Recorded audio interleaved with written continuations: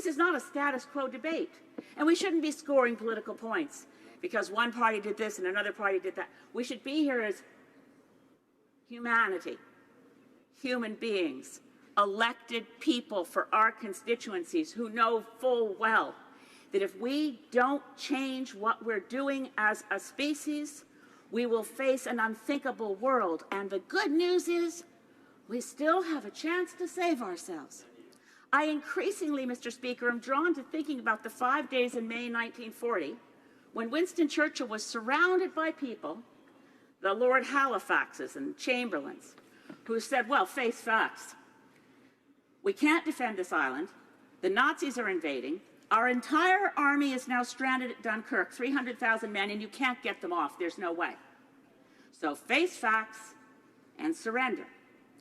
This is the moment when real political leadership steps up. This is where we need our Prime Minister to go to, or to dispatch the Minister of Environment to the negotiations in Poland saying, we're stepping up. We're going to rescue everybody. We're going to be the heroes in our own story. We're going to adopt what the IPCC says we must do, and 45% reductions by 2030. Churchill, of course, surrounded by naysayers, thought up a miracle, one that's clearly undoable. How many civilian boats are there in Dover? Oh, we could get those civilians to cross the English Channel and rescue over 300,000 men. Really? It's hardly plausible.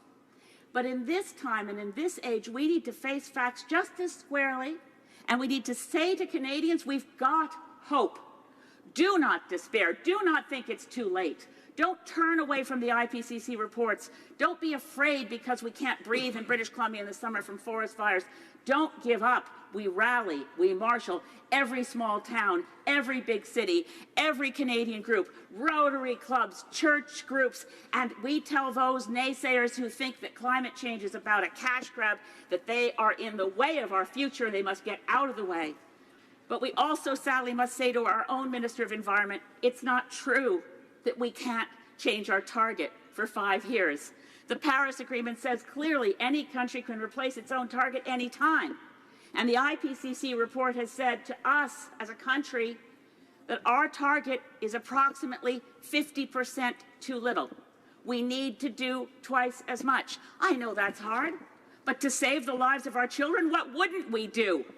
Why won't we rally round the call that we go to COP24 and say, we're not going to wait 5 years. It's an unthinkable thing what the minister said to us. She said we're going to wait till 2023. Read between the lines. That's what she just said. We must go to the next climate negotiation as leaders in the world with the target the scientists have told us we must have, and then we must stand up and challenge the others. Where's your target? Where's your goal? Because we are not prepared to tell our children we are a failed species. We are not going to do that because we are responsible human beings. We are Canadian parliamentarians, and we can, together, achieve the pathway that's been put before us by the world's scientists. Time is not on our side. History may not be on our side, but by God, we better be on our own side. We better grab this chance and make it real. Thank you, Mr. Speaker.